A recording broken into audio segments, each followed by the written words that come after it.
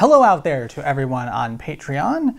Greetings. This is your doofy person, Alec, giving you an update on how things are going.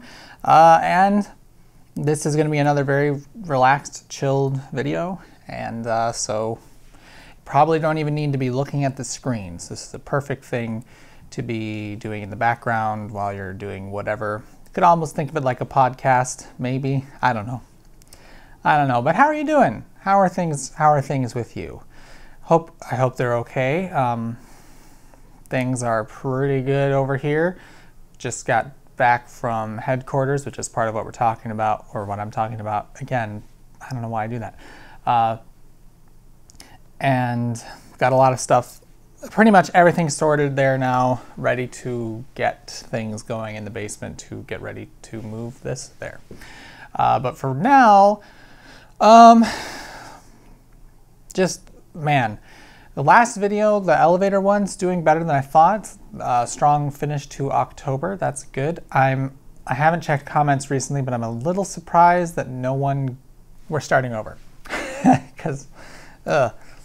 So I'm a little surprised that no one in the comments has figured out, or at least no one, I haven't looked in a while, I haven't seen it, where the majority of those elevators were filmed.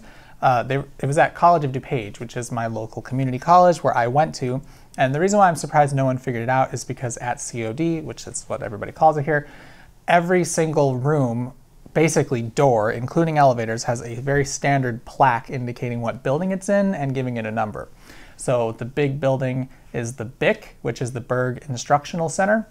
So all the doors have BIC and then the room number. Same with the elevator, so BIC elevator number 7. And it's just a very ubiquitous label, and I'm very surprised that no one has been like, hey, that was COD. But whatever, they did get Yorktown Mall, good job there, and the Embassy Suites in Lombard, good job there. But I'm really surprised so far about College of DuPage, because that just, to me, I don't know, maybe students there just don't pay attention to the elevators, because I mean, to be fair, students very rarely use them, but that signage, I don't know, seemed obvious to me. Anyway, so I'm happy that video is doing well, has a good reception. I was afraid that it's really just more of a factoid, but as I said, I'm looking for some simpler things to cover, not only because I'm still hopefully like 6 weeks away from graduating, and saving grace of this semester is none of my classes, thankfully, none of my classes have gigantic projects. 2 of them have projects that were basically it's a group project. Yay. If any of you are college professors, don't do group projects. I hate it, okay? I hate relying on other people, and I hate having to be relied on. I just would rather, I don't know. To me, whenever someone's like, let's do a group activity, it's like, please, no. Just lecture, do whatever, and then let us leave. I'm a little antisocial, I'll give you that, but anyway, those projects were kind of being forced to do every week, so we can't really fall behind. It's not going to end up to a big thing at the end. So I'm in 4 classes this semester, one of which is actually at COD, but not the main campus, and then the other 3 are part of my 4-year institution, and I'm almost done, so close. Anyway, that's getting done soon, but what I was saying was, man, the reason why I was getting on that track was because I wanted to do some simple videos to save more time for doing that, but it didn't end up being that necessary anyway. Because this semester, basically, the program that I'm in, it's offered on a rotation, and because it's meant to be for people that are working, which is, I am, it just doesn't sometimes feel like it, but so all the classes are one day and they're offered in a rotation, and so because of the stupid stuff that happened earlier, my last 3 credits are all electives, so these 3 classes are all just phoning it in, easy stuff, and then the 4th class is just a degree requirement that I have to fulfill. So then I should be done in December unless something stupid crops up, and boy do I have things to say about my educational experience, because it was really bad. Not because of the community college though. I love COD. If you live in the west suburbs and you have kids, or I mean, I imagine I don't have many pre-college age patrons, if any, but really you should consider it. And really no matter where you live, the community college can say, basically here's the deal. Part of why I can do this is because I don't have student debt. And the reason I don't have student debt is because I went to community college. And when I was in high school, my guidance counselors were very much against me going to COD. And it really bothered me, like a lot, because a lot of students have no choice but to go to COD because it's affordable. And my guidance counselors were like, oh, you want the 4-year college experience. And to me, I'm like, that's unimportant, completely unimportant. And I'll tell you, the quality of the classes and everything at COD are miles above where I'm currently enrolled. So anyway, COD is fine. It's the 4-year institution I'm with that I have a lot of grievances about, but I'm not going to unveil them until I have that little piece of paper. Moving on. One thing that I have done, which I kind of talked about on Twitter, I have spent $200 on a Chromebook because I am awful with distractions. Twitter is both the best thing that has happened to me because okay, I used to be on Facebook. I'm really not on Facebook at all anymore because it annoys the crap out of me. A lot of the people, and I'm not even talking about my friends, it's just everything on Facebook. It's just like, it's tedious. That's the word I use. Like, you see comments on things and they're all very tedious. And I'm not even getting into the stupid stuff on Facebook today. I just mean like the sort of conversation that happens on Facebook is all just dumb. Yeah, hot take, but that's at least from my perspective. Twitter tends to be more, I don't know what to call it. It's just, I feel better there, but it's taking up my time and I'm basically suffering with distractions. So because I do everything in Google Docs, hopefully this wakes up like it's supposed to. Neat. That's another reason why Chromebooks are great, because they do everything super quickly. I do everything in Google Docs. This is all that I need to do. And going more thoughts on Twitter. One of the things with Twitter, it's not really just Twitter, but just anything. I basically had said, I want to get a Chromebook. Do you have recommendations? And the reason why I wanted to get a Chromebook was so that this cannot get to Twitter or YouTube, though I need to put a time. I might use this for uploading videos, just stick the file on a flash drive just because this is very power efficient. But it can't get to Twitter, YouTube, Facebook, Google News, and those are my 4 big, like, I will get trapped there sites. I'll probably be adding more as they crop up. But this thing is basically just to write, and I wanted a machine that I can just write on. And what was a little frustrating was I knew from the outset I want a Chromebook because they're inexpensive. One of my good friends, I don't really have much experience with them, but one of my good friends has one, and he's really, there's no issues with it at all. I can adapt to pretty much any keyboard so long as it's not truly awful. So the reason why I was asking the question was, what's a cheap Chromebook that you know of that doesn't have an awful keyboard? Those were my only requirements. And instead, what I got was, I don't think you should use a Chromebook for that because a Chromebook can do things besides just write stuff. And it's like, I know that, but I also need to be able to get online to do research about what I'm writing about. So for instance, I've seen, and what actually inspired me to get this was, I think it was Mike Rugnetta on Twitter, I'm not sure, but I found out about this device that exists now, which is basically an e-ink typewriter. And all it is a keyboard with a small e-ink screen, and I think it syncs to Google Docs, and like, it's not literally a typewriter. And when I saw that, I was like, wow, that's a neat idea. How much do those cost? If memory serves, it's like $400. And to me, it's like, okay, yeah, that's a niche product, but it's very limited in what it can do, and it costs twice as much as a Chromebook, which if I need this thing to do more stuff related to online, I can do it. And anyway, basically this machine is going to be my writing machine. That's it. I'm going to I have set up blocking for those sites, and I'm going to basically treat this as nothing on this happens to waste time. And I'm the kind of person that needs that sort of separation. So my main laptop, which is a very nice laptop, the Dell XPS 15, the reason I have that is for video editing, because it can hold its own very well in Premiere, editing 4K content and rendering it in decent times. But it's wicked overkill for 99% of the time. Unless I'm using Premiere, it's a great machine, but I also don't like carrying it around places because A, it's kind of big and heavy. It's not really big, but it is heavy, and B, I get worried about it. You know, I'm not worried about this at all. It's a cheap plastic thing, but it has a decent keyboard and it's fast. It's not powerful. No, my goodness, is it not powerful, but it's fast. It opens right up.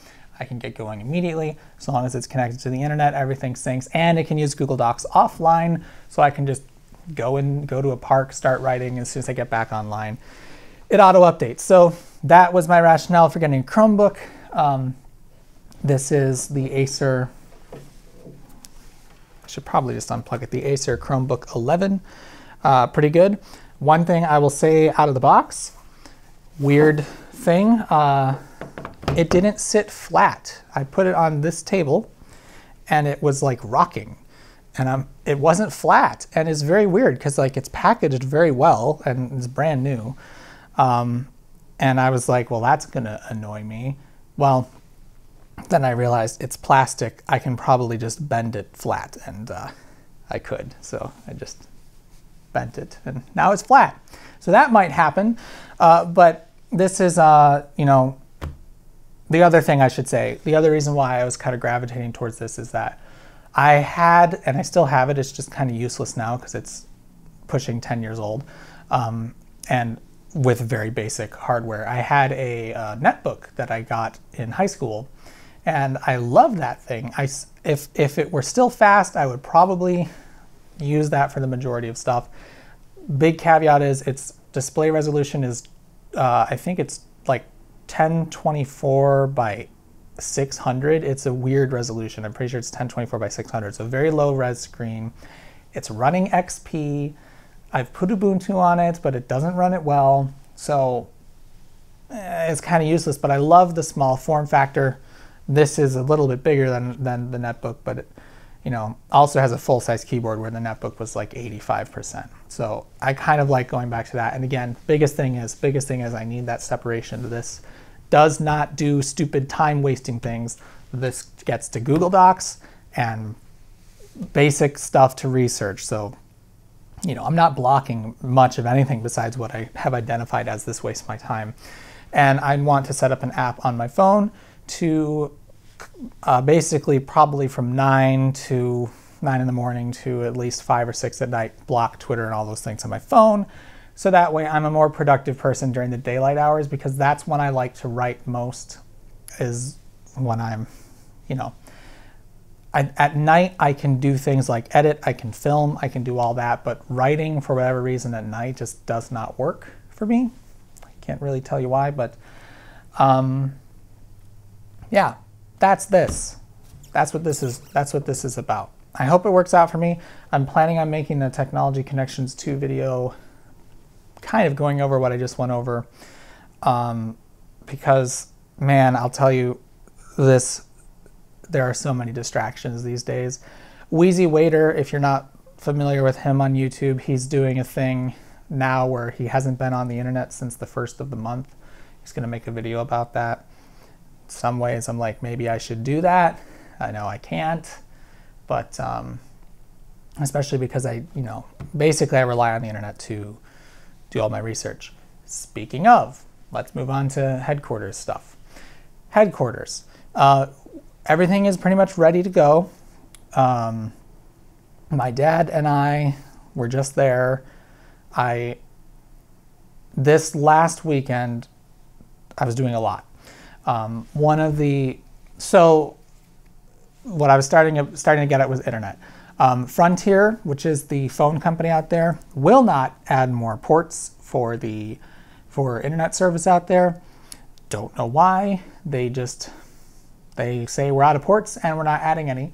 So if you want internet access, you basically have to just be lucky and someone has either canceled or not paid their bill, and then you'll use their port. Which is BS. It really is, but the thing is, you know, this is America where there are local monopolies for utilities because we allow that sort of thing, and the internet is not regulated as a utility because reasons. So my only option currently is to use wireless internet, which is fine because I finally found it's not very well advertised at all. AT&T has a hotspot box type thing that you can get 100 gigabytes of data on it for $100 a month. You can get 50 for I think $60 a month, which I may actually be able to downgrade to depending on how things go. But I don't think that's terrible. I wish it were unlimited, but at the same time, I'm nowhere near that amount yet. Actually, which video was that? I did upload a video through that connection once to test it, because the other thing is it's at least 3 times faster than what Frontier could offer anything for uploads. Downloads are very similar, but upload, I get anywhere between 3 and 6 meg, and if conditions are right, I can get up to 10 meg upload, which is even better than what I get here in Lombard. But through Comcast, but it's very inconsistent. That's the one thing that's like, ugh. I want to try and get an antenna. So the thing is, because AT&T doesn't really offer or advertise this thing, it's not just a hotspot. It's called wireless home services, and part of the shtick is that you also get a phone number with the thing, and you can attach a landline phone to it and make phone calls. So it has a phone number, I don't even know what it is, and there's a phone jack on the back in addition to an Ethernet jack, and then it's a Wi-Fi router and yada yada. So because it's not well advertised, this device is like a mystery device. It's made by ZTE, I figured that out, but it has 2 antenna connections on the back, but are they for the Wi-Fi or are they for cellular? Because if they're for cellular, yes, I want to do that. I think they probably are, because the Wi-Fi radio on it is actually really good. I've never not had, basically it's upstairs right now and gets to the basement fine. So that's good. That'll work. It can be permanent. The other potential solution is where my mom and dad's house is not terribly far away, and there is a straight line of sight without building obstructions between their house and my house. So I might be able to set up a link and actually use their connection, which is 12 down, 1 up. But again, 1 up is awful. So I mean, I have uploaded videos from their place before, and a 15-minute 4K video takes about 12 hours to upload. So it stinks. It really does. But it works. And if I had that option, I would take it because it's unlimited. Download is okay. Really, for my needs, 12 meg is great because it allows HD streaming. The only thing that really stinks is large file downloads, but I don't do that a lot because I'm not a gamer. But anyway, so the internet is sorted mostly. The AT&T thing can be permanent if it needs to be, and who knows. I doubt 5G is coming to that area anytime soon, but at least for now, 4G coverage is good enough. Other things going on down there, I've been dealing a lot with light switches, because part of why I wanted to get the internet going down there was I wanted to get a SmartThings hub there to do a few automated things. Basically, the exterior lights, I may have talked about this.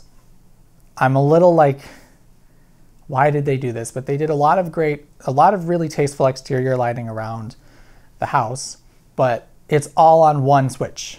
And except for the front porch light, everything is on this one switch. So the garage lights, there's 3 lights in the back of the house, and 2 kind of high-mounted lights that are like accent lights, and they're all on this one switch. And I'd like to make that a timer switch. But here's the thing, as far as I'm aware, no one makes a timer switch that you can dim with it. You'd have to put a dimmer in line with the timer switch, and there's no space to do that. So I know from the setup here that with SmartThings you can do automated routines and basically say at sunset I want you to do this, but you can also specify a dimming level. So what I've been able to do is every day a little bit before sunset those lights come on, and then at 10:30, well, first of all, they only come on at 50%, and then at 10:30 they dim to 10%. So they're just barely glowing, makes the house look like someone's there, but it's also not very, very bright because the house is kind of like a beacon right now. Because you have to remember, there is no lighting there at all. No street lighting. The only lighting that you find in that area is what other houses have. So I don't have very many close neighbors, and in fact the closest you can't even see except for when it's winter and the leaves aren't on the trees. So to have the house lit real brightly is kind of, it's excessive. I'd like it to have a nice glow so it looks warm and inviting, but I A, don't want to waste the power, and B, don't want to make it be like this weird beacon on the hill. Anyway, so now that I had internet, SmartThings hubs are down to 60 bucks. I'd also like to make, the SmartThings universe is really fractured right now. There's two apps, there's the old app and the new app, and you cannot pair a new hub with the old app. You need the new app to pair a new hub with an account.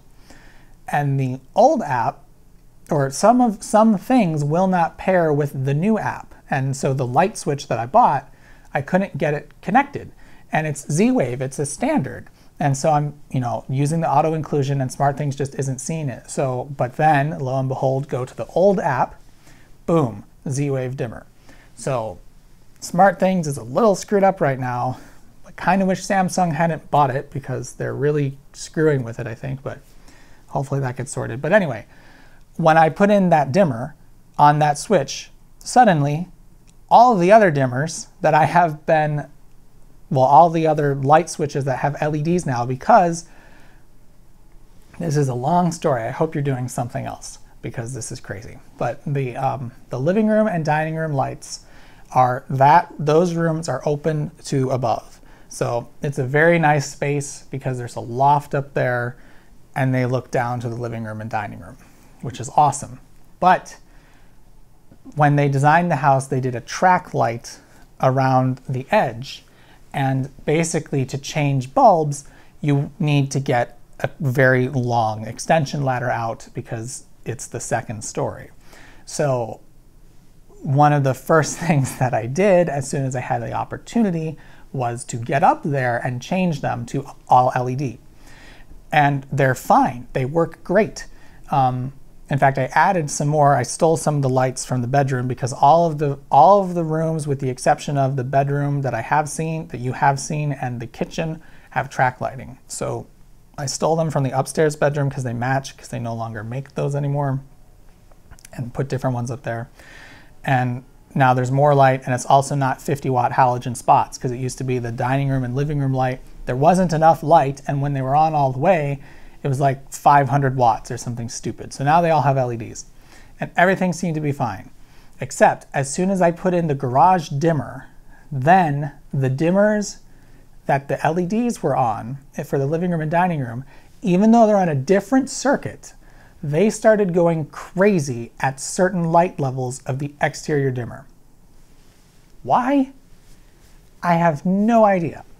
But I do know that the dimmers that were there are not meant for LEDs or CFLs. They say halogen incandescent on them, and because they're probably from 2010, they likely weren't. At that point, I think a dimmer for LEDs was still kind of specialized.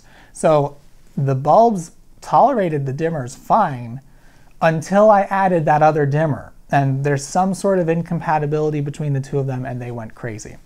But only at certain, and this is the weirder thing, the living room one, and they're not even separate rooms. It's really just one big room, very similar to this, that the fireplace kind of bisects.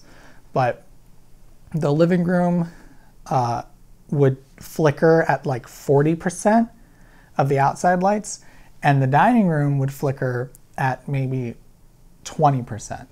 So one room would start going crazy, and then the other room would start going crazy, depending on what the exterior lights were set to.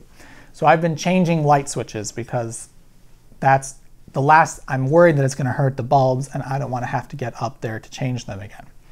So that is now, that's basically been my entire weekend, was figuring out these switches, getting routines set up, and then dealing with SmartThings, because there's a few things that are very dumb about it right now. Not happy. A lot of people are very much like, oh, the Internet of Things is dumb. And I very much don't agree with that, but when I'm encountering these stupid issues from dumb programming things, yeah, I agree that it could be better. I think it's really quite simple based on my knowledge of how it all works, but there's some serious problems right now. But anyway, so that was a large part of the weekend. This time was I had to replace the living room and dining room light switches, and basically I have now confirmed that it happened. All of the switches in the house that are dimmers and are controlling LEDs are doing the same thing. So the only difference is that if there is a single incandescent light among the ones that it is dimming, it's fine. So the bathroom has two recessed lights, which I put LEDs in, and one kind of pendant type thing in front of the mirror. And the pendant thing is still incandescent, so the dimmers don't do it. But if I take that bulb out, if I were to put an LED in there, it would do the same thing. Other question, why have a dimmer in the bathroom? I don't know. The people who built that house went crazy with dimmers. And yet the kitchen doesn't have a dimmer. So there's so many things that we're running into, and now I'm using we correctly because my dad's helping me out so much with this, that are bizarre. Just like, why? Why did you do this? Like the exterior lighting thing. It's one thing, those accent lights should be on a different switch. I really feel like they should be, because they're not really helping for, anyway, long story. That's done. So now there's internet there. I have some different things going on automated routines. I do want to get a Wi-Fi thermostat at some point because A, I want to be able to monitor the temperature in case there's a problem with the furnace or the propane runs out. And B, it will be nice to, especially through the winter, preheat the house before I arrive rather than getting there and waiting an hour for it to heat up. But those are the last two things, the last two maintenance things. Other things that have been fixed. Have to see what all did I do. I've been talking for so long the camera ran out of data. I'll do it again. So I was trying to think of all the things that I or my dad or my mom, who's also been helping here, have done. There was failed caulking. So inside the living room, there's where two windows meet, there was water damage, and it was difficult to figure out where it was coming from, but then fortunately I noticed that on the exterior of the house there's caulking, there's aluminum flashing in that corner, and then where it meets up to the window, that caulking had failed. So water was getting, I'm sure, behind it, because luckily the pattern of staining went right to the same height as where the caulking had started failing on the outside. So that was rather obvious. So I got rid of the old caulking, which I think was a botched repair, because there seemed to be it seemed like there was silicone caulking and then Alex, which is not silicone. It's I don't know what you call it, but it's a paintable caulk. It's used more for interior stuff. And that, I think, was put on top of the silicone. And I don't know if that was good, but definitely there was a layer of soft caulk behind it, which was probably silicone, and then a rougher caulk in front. So I repaired that. Again, all the light switches have been, or at least the important ones have been sorted. The Ethernet. So if you saw me tweet out orange and white orange, green and white blue, blue and white green, brown and white brown, that's because now I have memorized the order in which the wires go for a standard Cat5e Ethernet cable. Probably Cat6 too, but if you recall, there are cable and phone jacks, and this is what I didn't realize. I knew it was Cat 5e cable because in the basement you can see it bundled and it says Cat 5e, but in all the rooms they are phone jacks. So this is kind of curious because like who did what? Did the people who built the house say we want to have phone jacks in all the rooms, but then the contractor was smart enough to put Cat 5e cable through the wall for the future? Or did they specify Cat 5e and the contractor didn't know? Because I mean, I don't mean to sound mean, but out there, they're not as tech savvy. Oh, I don't want to say that. It's just, it wouldn't be very common to network a house out there. So I don't know if there was some miscommunication there.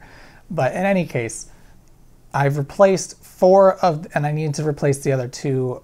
Well, really only one. One's a really low priority, but there's a jack in each of the bedrooms. There's a media cabinet in the kitchen, which has a jack, which has turned out really useful because that's where the SmartThings hub is now. There are 2 in the loft, which is a little weird, especially one of them where it's positioned. And then the last one is in the living room. There is a spot that a TV would go. And there's a jack there. So the 4 of them I have put actual Ethernet jacks on, and then in the basement there's an Ethernet switch connecting them all together. So the AT&T thing is now in the loft up higher, and then it's connecting to the SmartThings hub, and there's also a security camera system that I installed that connects through Ethernet. And really, I probably don't, there's almost no crime out there, but we've heard some interesting stories about the house that really creep me out a bit. And I'm not like paranoid about it, but for instance, the septic tank, this has an I think it's called an aerobic tank. I get it backwards because it seems counterintuitive, but anyway, there's a pump in the septic tank, and at some point it was stolen, right? And no one knows like when it was stolen because the house was vacant for so long, but when the house first went on the market, they had a septic inspected, and the inspector was like, the aerator pump is missing. So basically someone probably stole it because it wouldn't just disappear on its own. And certainly it was there when the tank was installed. So yay for that. But anyway, with the house being vacant for so long and the fact that a lot of people had access to the house, there's security cameras there, and I feel better about that. And they're also connected to the internet so I can monitor it. And eventually I may even do, well, no, once I get the only thing I was going to say was might have one inside pointing at a thermometer to verify if there's a problem, but if I have a thermostat in, I'm sure we'll do that functionality as well. But yes, anyway, all of the maintenance stuff is done there. And now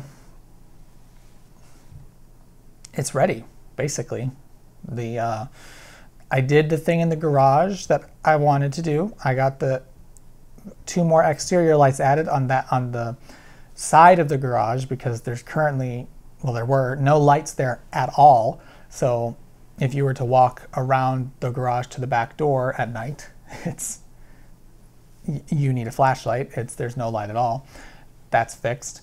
So now the garage can be insulated, and that's a low priority, but we might do it.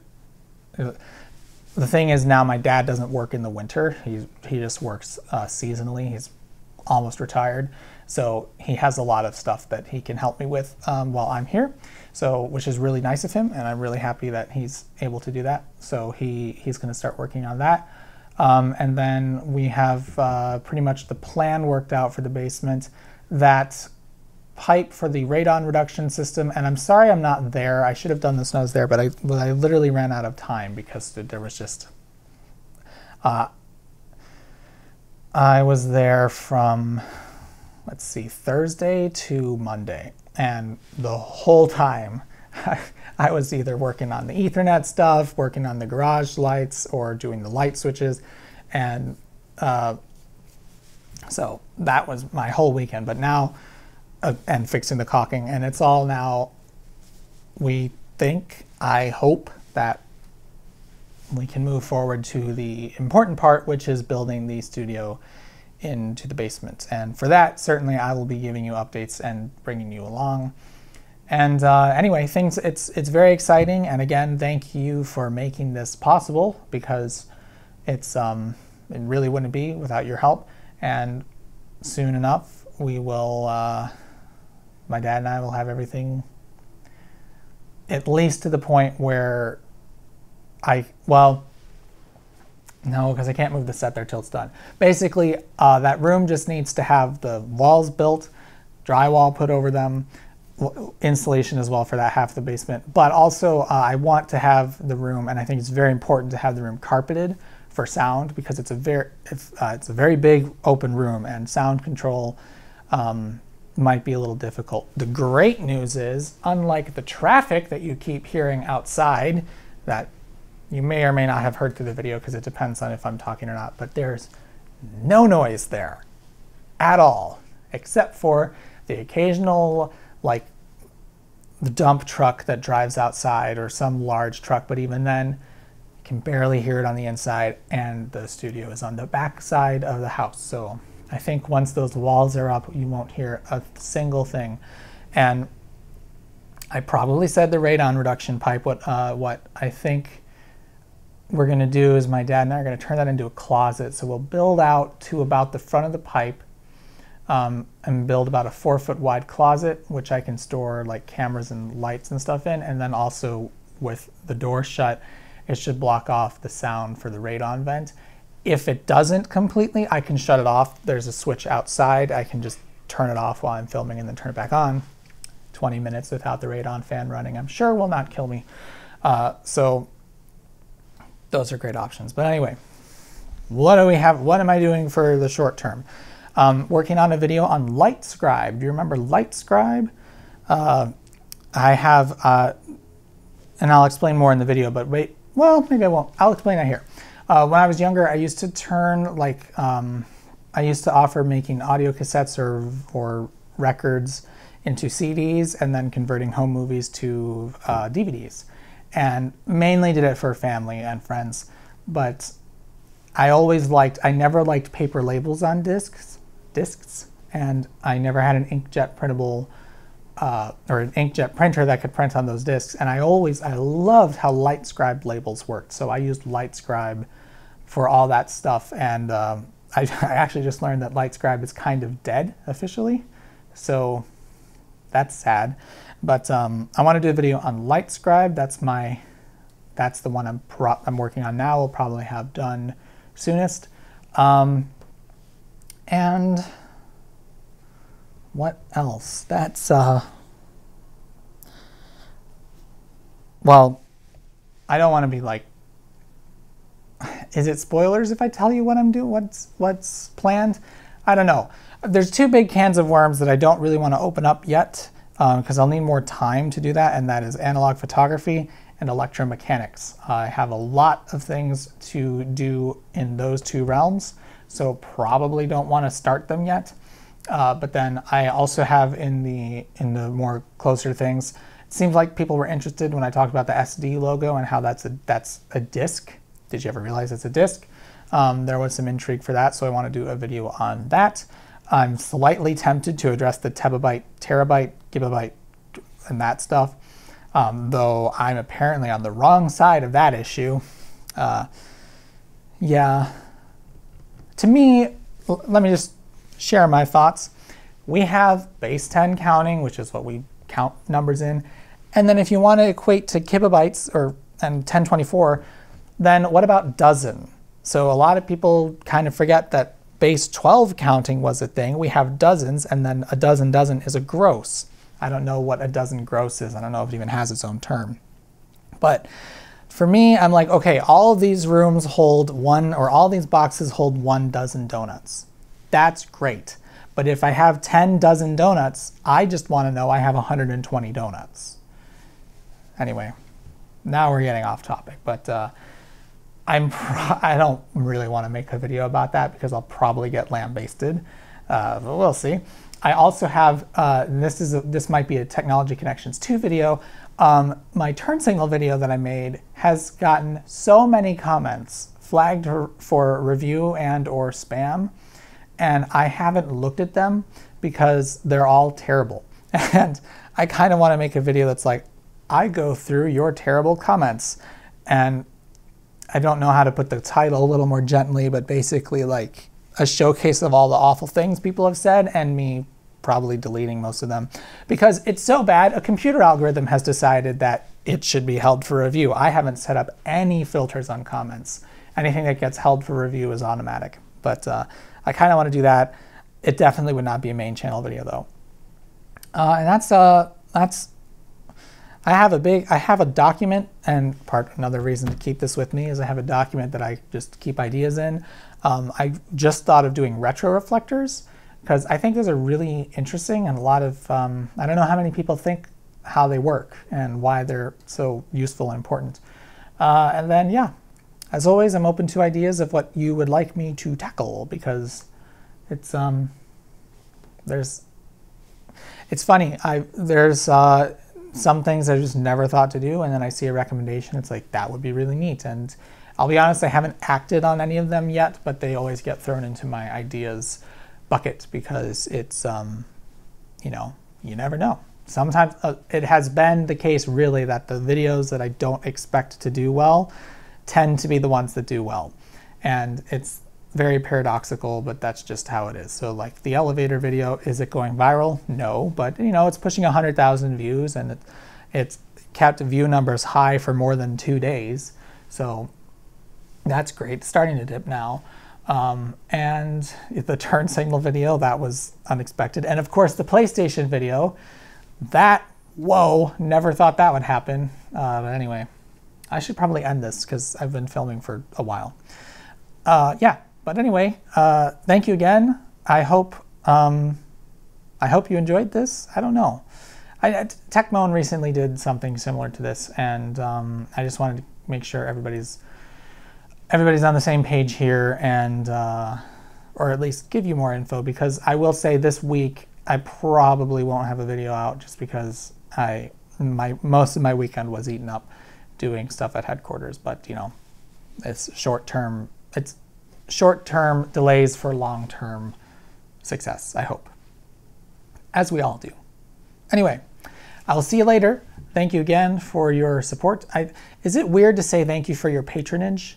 Because that almost seems like patronizing, but then again, that's kind of what I don't know. Interesting language. Anyway, yeah. Bye.